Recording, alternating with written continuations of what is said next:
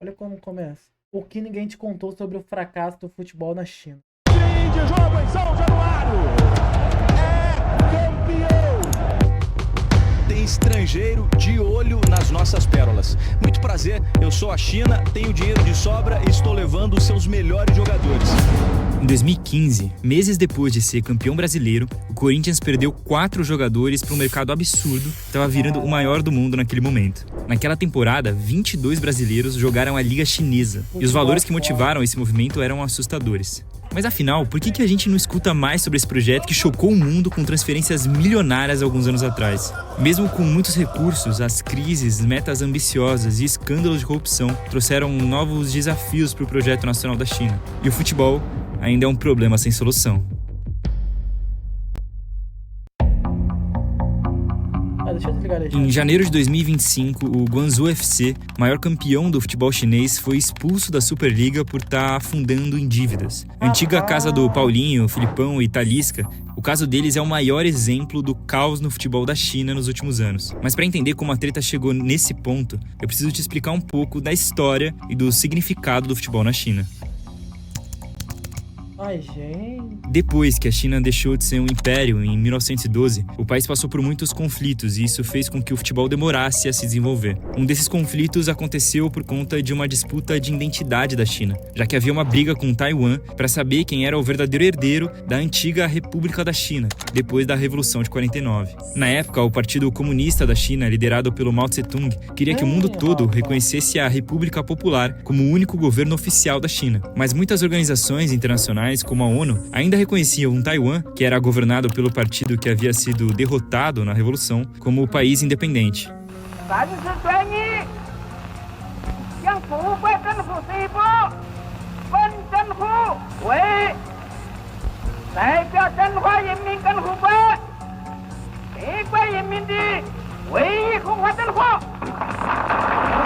Como protesto, em 1958, a República Popular decidiu sair de várias organizações, incluindo o Comitê Olímpico Internacional e a FIFA, uma coisa que só ia mudar no começo dos anos 80. Nesse período, a China não jogou nenhuma competição reconhecida pela FIFA, e na maior parte do tempo só jogava amistosos contra nações amigas, enquanto o futebol local era 100% amador. A virada de chave mesmo só veio na década de 90, já de volta nas organizações internacionais e olhando para o potencial cultural e político do futebol. Em 1990, o Liaoning foi o primeiro clube chinês a vencer a Liga dos Campeões da Ásia. Mas a verdadeira preocupação estava na falta de qualidade e de resultados da seleção, que não conseguiu se classificar nem para as Olimpíadas de 92. O fracasso deu origem ao primeiro plano de 10 anos do futebol chinês, focado no desenvolvimento e na comercialização do esporte, consequência direta das medidas de abertura econômica da China em 1992. A ideia era dar mais independência para os clubes, investidores e a Associação Chinesa de Futebol. O Estado diminuiria as intervenções, encorajando que os clubes fossem patrocinados, comprados e geridos por empresas privadas. Foi aí que surgiu a Jia League, a primeira liga profissional da China, em 1994. Para efeito de comparação, a profissionalização do futebol no Brasil rolou nos anos 30. Os primeiros anos dessa reforma foram bem animadores. As receitas comerciais aumentaram com novos contratos de TV e de patrocínio, e quase todos os clubes passaram a ter nome de alguma grande empresa da China.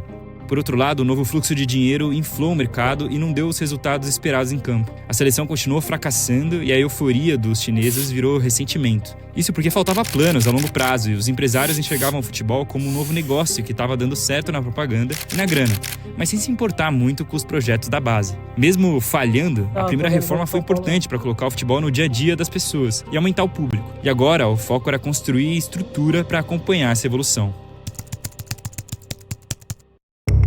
Olha aí, ó. Na indústria, na economia e no poder global, a China se desenvolvia em uma velocidade assustadora. Em 2001, ela virou membro da Organização Mundial do Comércio e ganhou mais credibilidade internacional. Junto com isso, a seleção conseguiu a classificação inédita para a Copa do Mundo de 2002. Esse foi o momento de pensar na segunda reforma e criar a Superliga Chinesa. A China já tinha se provado como uma força esportiva nas conquistas olímpicas e investiu 45 bilhões de dólares nos Jogos de Pequim em 2008, quando ficaram em primeiro. Além disso, a seleção feminina conquistou a Copa da Ásia várias vezes e teve resultados melhores na Copa do Mundo. Mas então por que o futebol masculino continuava ruim? A nova liga era muito mais exigente em termos profissionais e financeiros, mas teve que lidar com outro problema central: os escândalos de corrupção e manipulação de resultados. The Chinese Football Association banned 33 officials and players for life at the conclusion of a 3-year investigation into corruption in the Chinese Super League. Violations cited by the CFA included match fixing, bribe taking and receiving, and gambling. Some of the charges dating back a decade or more. Em 2010, essa treta estourou de vez, e a Associação Chinesa criou uma comissão anticorrupção que ajudou a recuperar a confiança dos torcedores e que levou ao banimento de 58 pessoas em 2013. Foi nessa época, aliás, que as primeiras contratações de peso começaram, com a chegada do Conca em 2011 e do Drogba em 2012. Em 2013, o Beckham virou embaixador global da Superliga Chinesa, uma figura que ajudava na divulgação do futebol chinês para o mundo e que também já era amado no país desde os tempos de Galáctico do Real Madrid. Foi aí também que o Guangzhou começou uma dinastia na China e ganhou 7 títulos seguidos. O clube tinha sido rebaixado em 2009 por manipulação de resultados, mas foi comprado pelo grupo imobiliário Evergrande, quando ainda estava na segunda divisão. Quando voltou para a elite em 2011, mudou completamente o horizonte do futebol chinês e aumentou de forma bizarra os valores gastos em transferências e salários, que fez os clubes dependerem ainda mais das grandes empresas. Operating clubs is also difficult. Even for some entrepreneurs who are dedicated to football, investing in clubs has become too expensive. Unlike those in Europe, clubs in China usually rely on one company for financial support. Durante todas essas tentativas de evolução, os políticos chineses entendiam a importância do futebol na identidade nacional, na diplomacia e na projeção internacional, mas nenhum deles tinha tanta paixão por ele quanto o presidente Xi Jinping. Few will be watching this game as closely as China's commander-in-chief and president, Xi Jinping, an avowed football fan. Xi says support from Infantino in the development and reform of football in China is a gesture of friendship. Ele tinha falado sobre os seus 3 grandes desejos: ver a China classificada para a Copa, sediar uma Copa e futuramente conquistar o título mundial. Para isso, depois de chegar à presidência em 2013, ele começou a pensar em mudanças radicais. O Programa Geral de Reforma e Desenvolvimento do Futebol Chinês foi lançado em 2015, colocando o futebol como prioridade nacional e dividido em 3 etapas. Até 2020, fortalecer o futebol no currículo escolar, abrir 20 mil escolas de futebol, inaugurar 70 mil campos e ter de 30 a 50 milhões de estudantes jogando. Até 2030, 50 mil escolas, seleção masculina entre as melhores da Ásia e a seleção feminina entre as melhores do mundo. Até 2050, seleção masculina entre as 20 melhores do mundo e estabelecida como uma potência. Dentro desse plano, a Associação de Futebol Chinesa teria autonomia completa e seria independente até do Ministério do Esporte, ou seja, ainda mais liberdade para os clubes gastarem muita grana. O impacto do programa foi instantâneo e a China virou destaque no mercado de transferências. Em 2016, 2 jogadores da Superliga já apareciam na lista de mais bem pagos do mundo. Eles chegaram a gastar mais do que a Premier League em algumas janelas, e mais de 300% em relação a todas as outras ligas asiáticas juntas, com os destaques para as chegadas do Hulk por 55 milhões de euros e do Oscar por 60 milhões no Xangai. O dinheiro chinês também começou a aparecer no futebol mundial, comprando clubes da Europa como Milan e a Inter de Milão, Atlético de Madrid e vários outros na Inglaterra, além de dominar os patrocínios nas principais competições do mundo. Their aim is to gain influence in the beautiful game and help China raise its standards. Within 1 month of China's Central Reform Group approving a plan to revive the game, Chinese billionaires had sealed the deal with clubs in Spain, the Netherlands and France. Apesar das expectativas que pareciam fora da realidade do investimento massivo em estrutura, o mundo esqueceu rápido da Superliga. Os jogadores mais influentes não foram para lá, e o futebol enfrentou alguns fantasmas do passado. Passados 10 anos do grande plano, a seleção da China está atualmente na 90ª posição do ranking da FIFA e não conseguiu nenhum resultado relevante.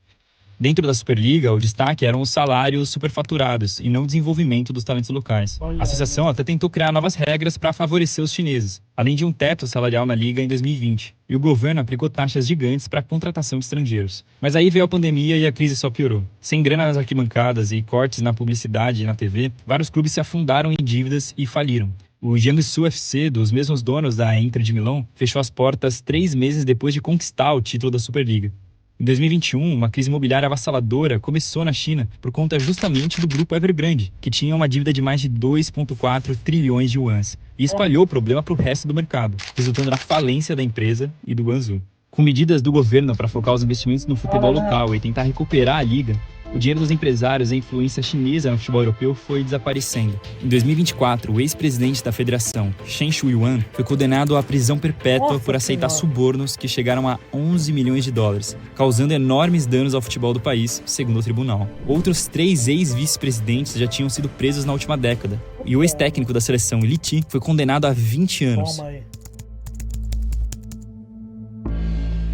O nível das penas mostra que a luta anticorrupção é uma prioridade na tentativa do renascimento do projeto. Ao mesmo tempo, a China viu os países do Golfo dominarem o mercado e alcançarem o que ela não conseguiu: sediar vários mega-eventos esportivos e contratar estrelas mundiais para suas ligas. E o seu principal rival no mundo, os Estados Unidos, mesmo sem tradição no futebol, tem uma Copa pela frente e segue fortalecendo a MLS com grandes nomes. Agora, os esforços do governo e da associação mostram que eles ainda não desistiram do futebol, com novas medidas em 2024 sobre patrocínios e jogadores estrangeiros, mas sem a expectativa dos gastos descontrolados do passado. As metas do Xi Jinping encontram um limite na realidade, e agora a China busca se reestruturar com uma noção mais realista, mais trabalho de base e calma para alcançar os resultados. Para um país com 1,4 bilhão de pessoas, as possibilidades de superar o fracasso ainda existem, e quem sabe na data final de 2050, a China tenha uma visão melhor do próprio futebol.